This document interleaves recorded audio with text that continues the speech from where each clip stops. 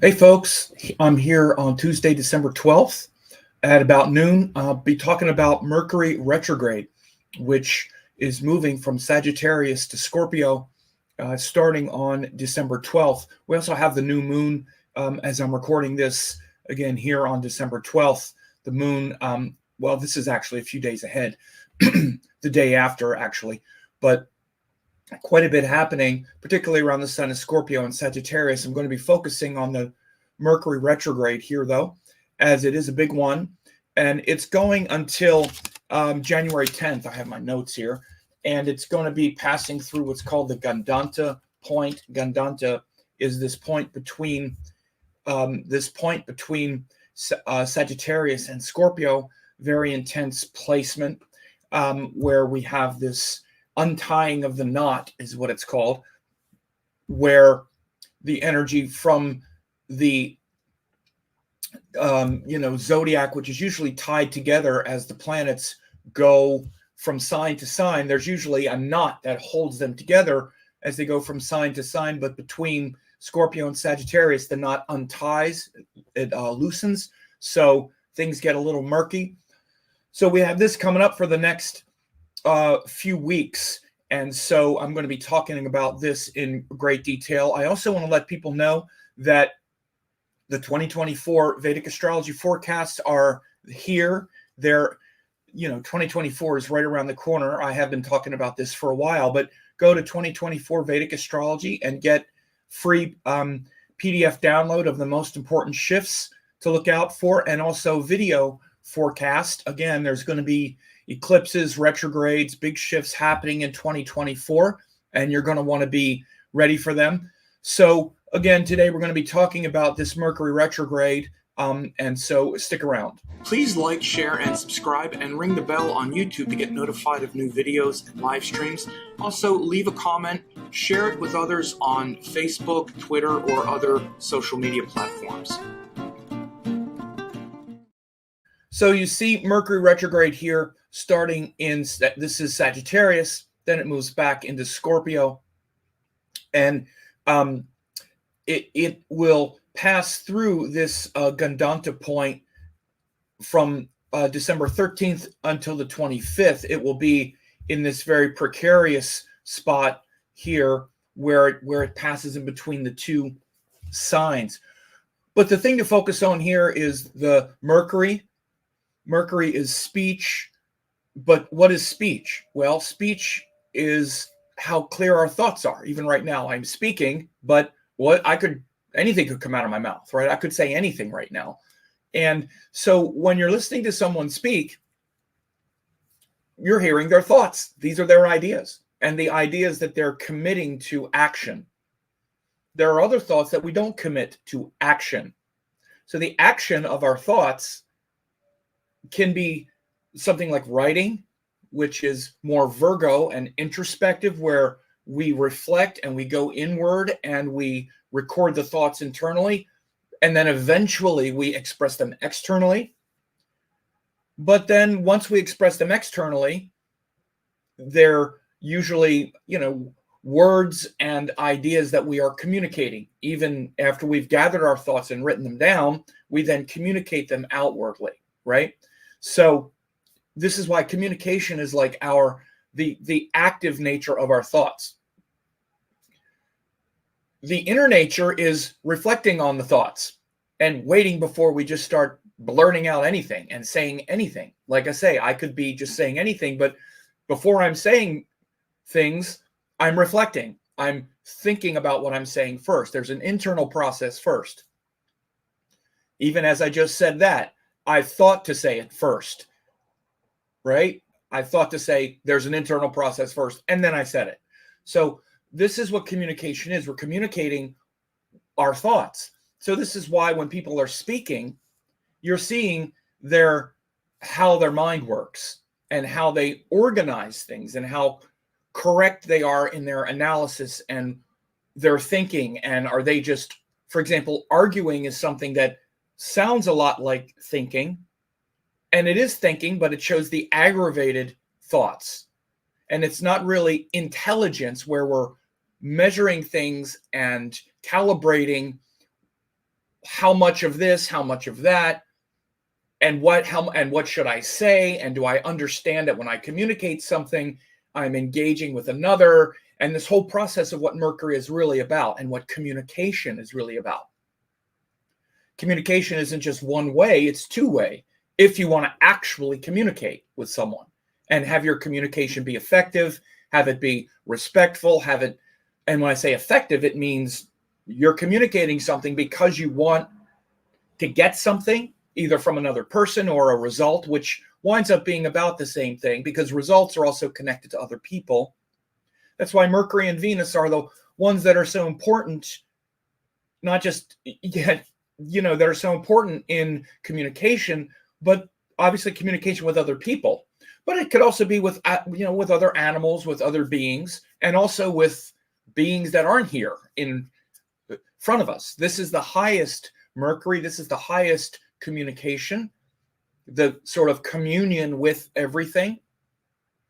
But the Mercury part of it is the buttoned down details and the accuracy of first understanding what the point is, what not just what you want to say, but what you really think.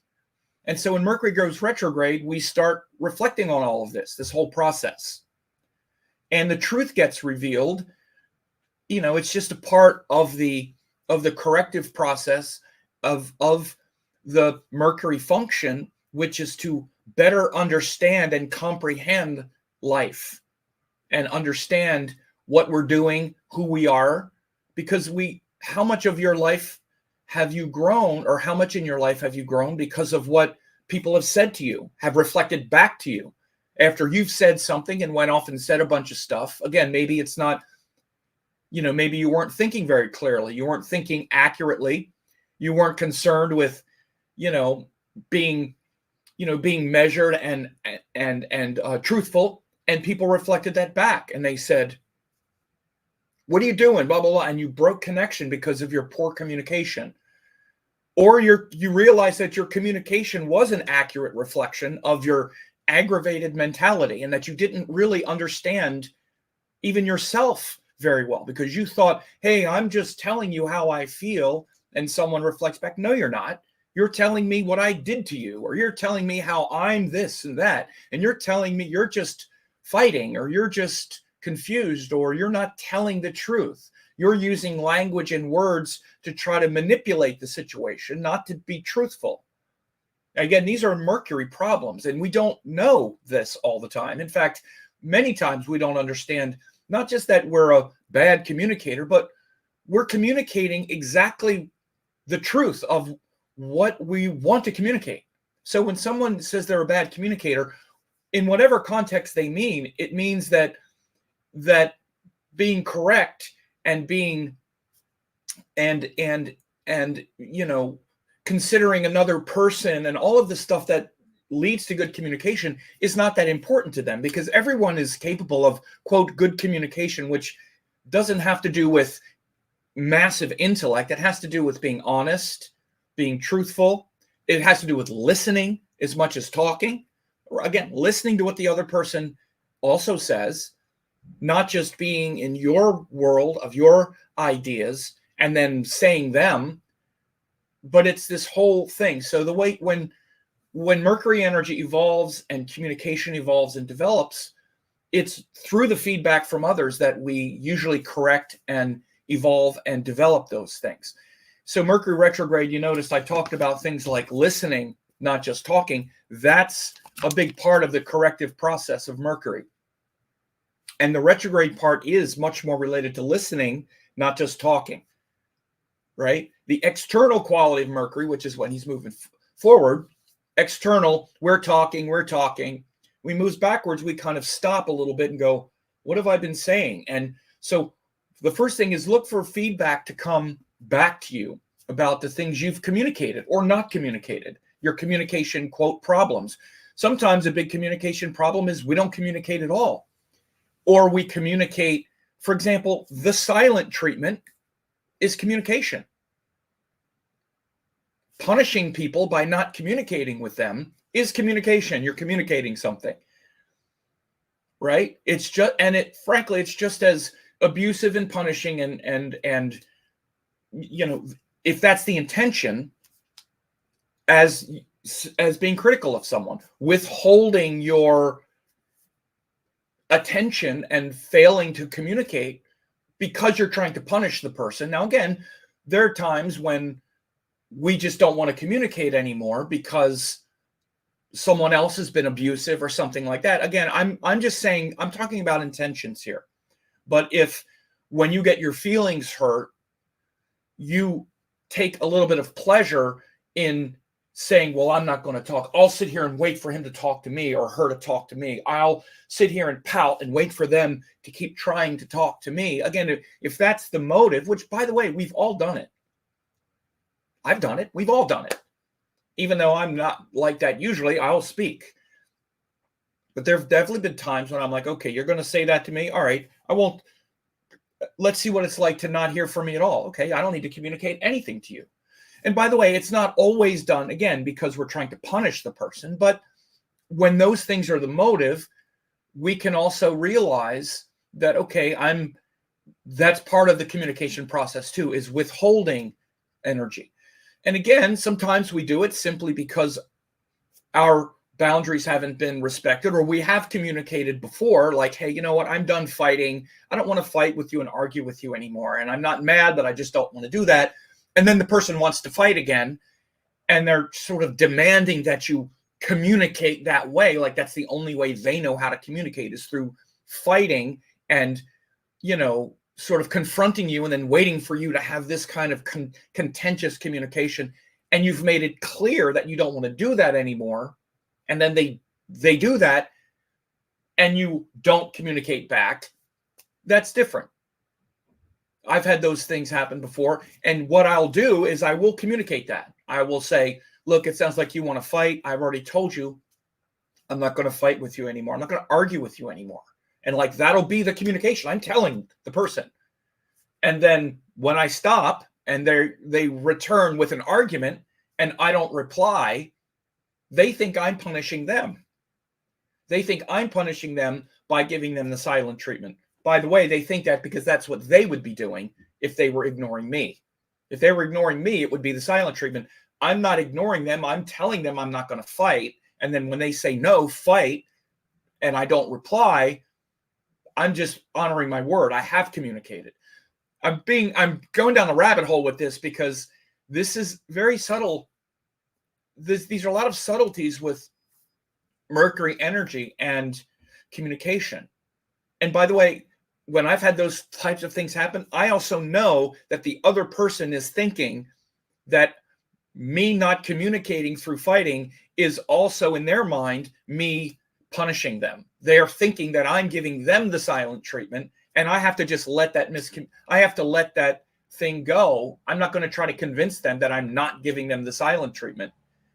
And I know they think that because that's what they do when they don't communicate.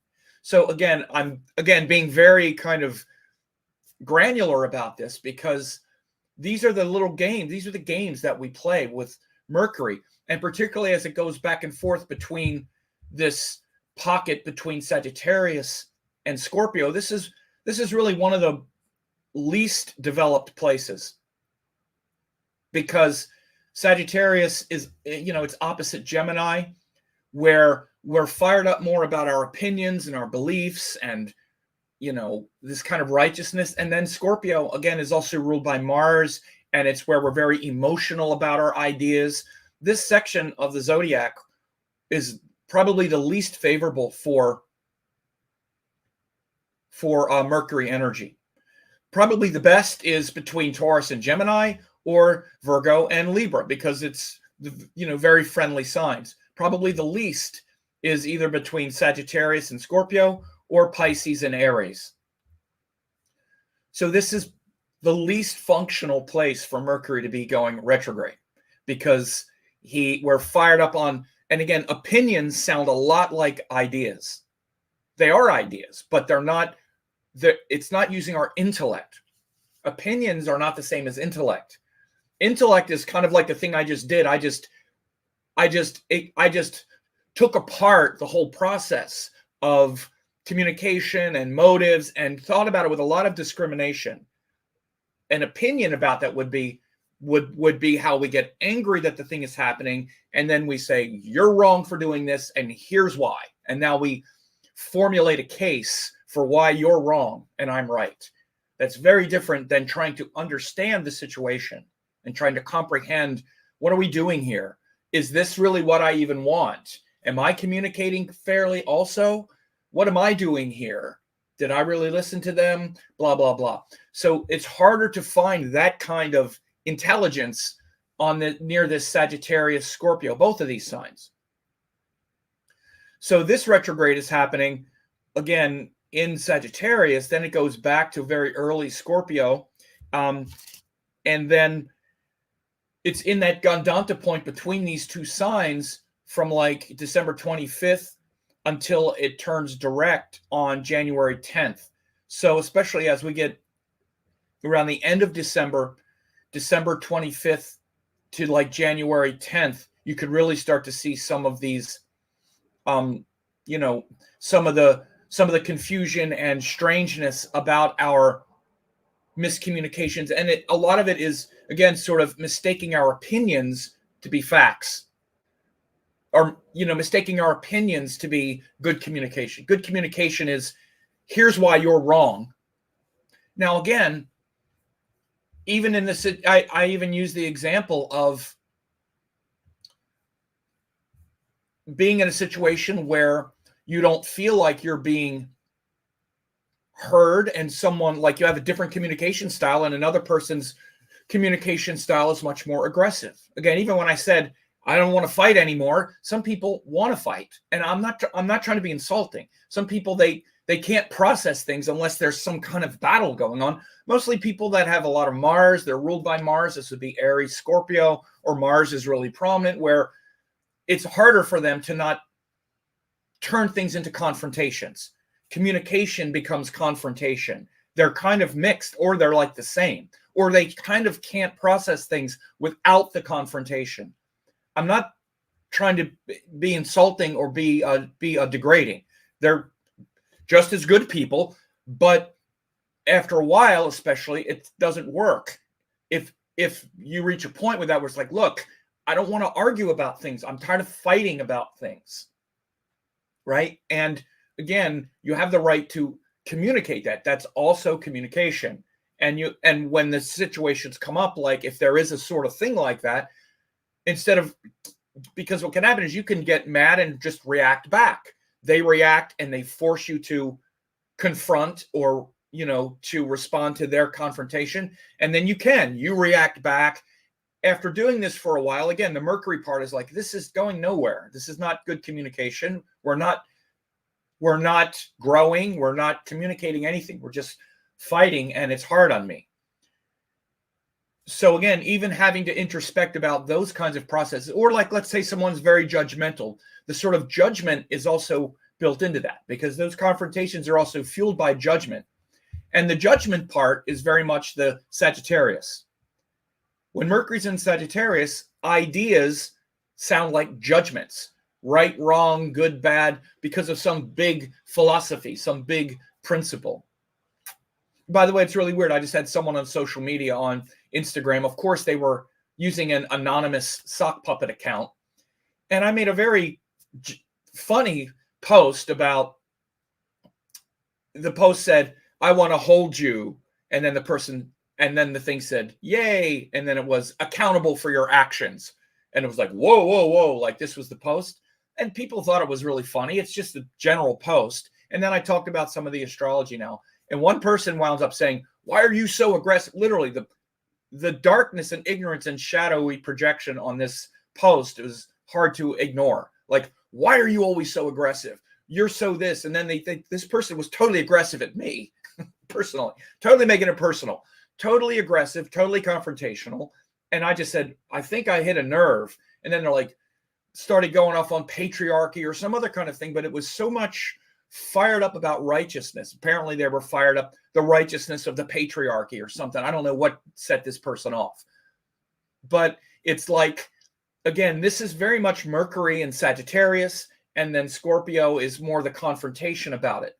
But Sagittarius is also that. And this person, I'm sure, thought they were communicating something, again, fired up on principle.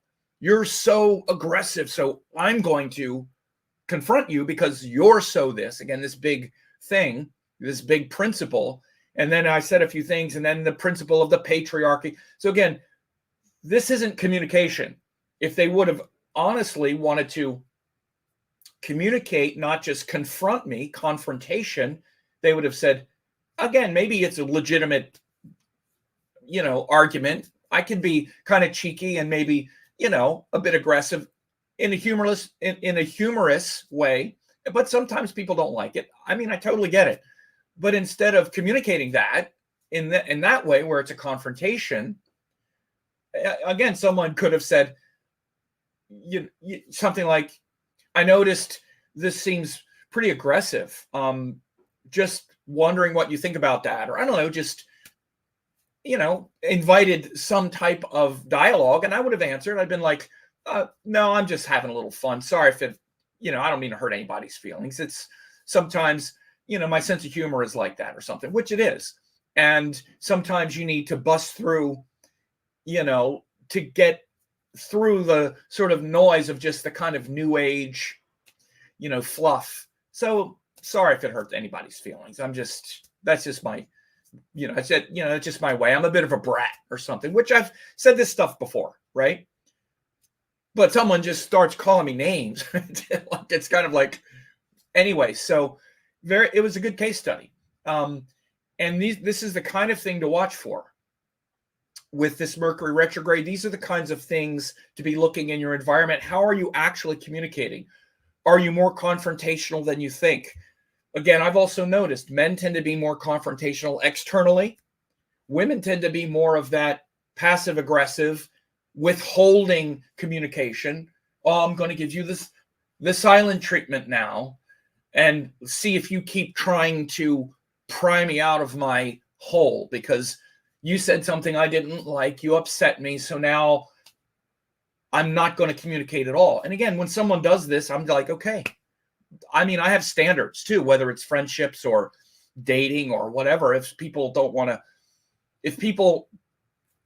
way I see it, they don't respect me enough to stay engaged in the conversation, then that's a priority as well. Then that's their priority. They're telling you what they really feel. And this is also a good thing to understand about this Mercury retrograde. Be very clear about these things. Karma and action are never confusing in this way. And again, we can get very confused about this when we talk about relationships. Now that we have Venus in Libra, there's a lot of relationship stuff going on, but we tolerate a lot of poor communication. Men can tolerate a lot of this with women when the energy isn't right, and men can tell themselves, oh, it's just this. Women do the same thing. We miscommunicate to ourselves all the time based on our projection and what we maybe, if we want to have an interaction with someone, we'll kind of lie to ourselves and ignore what they're communicating when people are communicating their truth all the time. So someone who is giving you the silent treatment because, let's say, you said something that they didn't like and they didn't even tell you what it was, and then they just don't even talk to you, and you try to, what's going on? And you can do that a few times, everyone will, But then if it's just like, all right, I never want to speak to you again, it's like, okay, I don't want to speak to you either. If it means that, the silent treatment comes, or again, maybe you speak something and the response is some attack, whatever it is. And then it's like, oh, I'm sorry, I just blah, blah, blah. Be careful, because people are communicating that truth. And particularly when we don't know them very well at first or whatever, people are trying to sort of hide those things, but they leak out. And you'll start to see a trend over a period of time that you're always the one trying to communicate with them, or you're always the one who is trying to see if, are they really that type of hostile person? Anyway, so big communication themes. Like I said, this is happening in the Mars. This is also happening in the midst of, between a new moon. And someone said, all people, no matter what gender. Yes, I know Maui, medium, and astrology. I said in general, and yes, I said in general, men tend to be more external and aggressive and women more passive, aggressive, and withholding. And I do think that's true. I think some things can be generally said. It's general. That's what I said. We're communicating. I said generally, because there are women who are definitely much more external and masculine in their energy, and men who are more feminine, and they can be doing that. Aside from that part of it, though, I think in general, that's just an instinct and tendency. And I'm not assigning blame. I think a lot of it is cultural, because men are more rewarded for being more confrontational or external in this stuff. Men aren't as punished for that. Like women are more punished for being more what they might think is confrontational. Men don't think it's confrontational that much at all. In general, they'll try to hide and withhold it. And part of it is because they're uncomfortable expressing those things as well. So I said it was in general.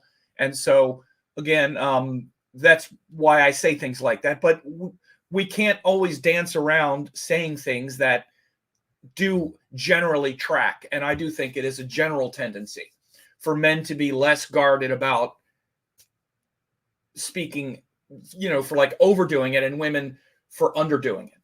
And these things are factored in. But anyway, as I was saying, this retrograde is starting right as we're getting to this new moon in Scorpio, where the moon is debilitated, and there's a lot of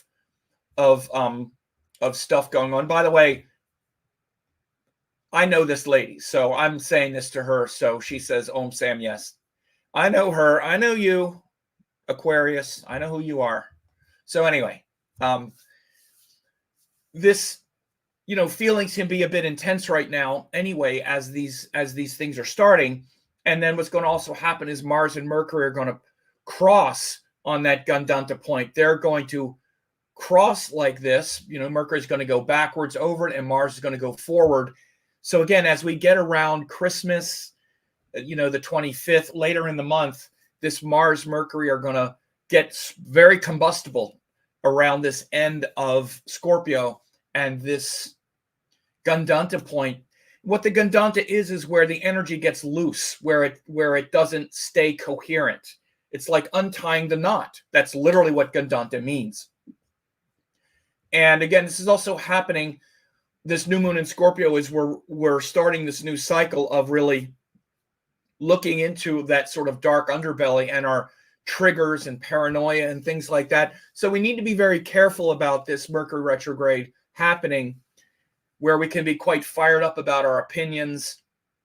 A lot of terrible things in the world right now, especially, dominating the news relative to in the Middle East and Israel and Gaza and whatnot. A lot of polarized ideas about this. I also even see a lot of people who, like me, I'm not posting a lot about it because, again, it's such a nuanced, it's not nuanced of the bombing. Everyone wants the bombing to stop. Everyone wants the bombing to stop. But then it goes too far on one side where it's called, where it's called genocide, which probably a bit too far considering, millions of Arabs and Muslims live in Israel. It's not really genocide, but then it's also, this occupation is not, we have to find a way out of this thing. The thing is no matter what you say about it, you're going to get called anti-Muslim or anti-Semitic or whatever. And again, I've been watching this thing for so long. I remember back in the 80s, the 70s. It's a terrible situation. But again, everything is so polarized right now in the world. And this underbelly is very dark. And so this retrograde, we could see a lot of explosive ideas coming out. When I looked at that situation a couple months ago, I said, this doesn't look like it's going to resolve anytime soon. I had hoped and I'd wanted to see some hope, but especially with Mars going through all this, Mars is still combust. There's still all kinds of things. I want to keep this just about the Mercury retrograde, though, and keep it more on the personal level. Watch your ideas, watch your reactions, watch getting self-righteous and jacked up on your opinions about what is right and how others, again, even things like this. Oh, the reason you don't like this, you're anti-Semitic, you're anti-Muslim. Oh, it must be that. And all this mudslinging that's going on and name calling and overreach is one of the reasons why a lot of people are just kind of not saying much, because also don't see why it helps so much at this point. And people can communicate what they think is best, and you shouldn't feel guilty because you're not, jumping into the fray either. So I also want to make sure before I go to get the 2024 Vedic astrology. I'm going to put the link in here. I meant to do this earlier. I'll put the link in here and get the free PDF, the 11 shifts from next year, the 11 most important shifts, and also the video. So you can get the download and the video. And 2024 is right around the corner. So you take care. For a limited time, I'm offering 10 hours of masterclasses, Yoga and Vedic Astrology, Quantum Vedic Astrology, and Spiritual Astrology Masterclass. These are 3 great courses that will really help you a lot. Now, in case you don't know who I am, I taught the AstroVed certification course, Dattatreya Shiva Baba, in 2010. Ravi Shankar published my book in 2018. I've been around for decades. I've been teaching these great classes, and if you go to VedicAstrologyEssentials.com, you can get this 90% off discount of these 3 great classes, more than 10 hours, guaranteed value. You can check this out. These 3 classes will give you all the necessary tools to begin to learn Vedic astrology. Please find me on YouTube at Sam Jeppy, Vedic Astrology Teacher. On there since 2007, thousands of hours of classes. Also on Facebook at Astrology Teacher, tons of articles updated regularly, and I'm on Instagram at Vedic Astrology 108, ongoing updates and interaction.